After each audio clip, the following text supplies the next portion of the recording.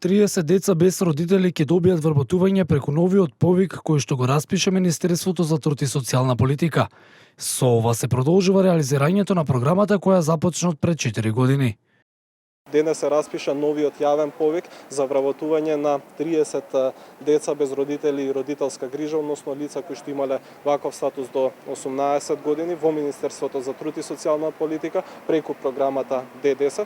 Со овој чекор ја продолжуваме оваа програма која што започнавме да ја реализираме пред околу 4 години. За оваа година и за следната имаме обезбедено околу 2 милиони денари за реализација на овие 30 вработувања, со што вкупно после завршувањето на овој оглас вкупно ќе бидат вработени 173 лица кои што имале статус деца без родители и родителска грижа до 18 годишна возраст во јавната и државната администрација, првично преку Министерството за труд и социјална политика.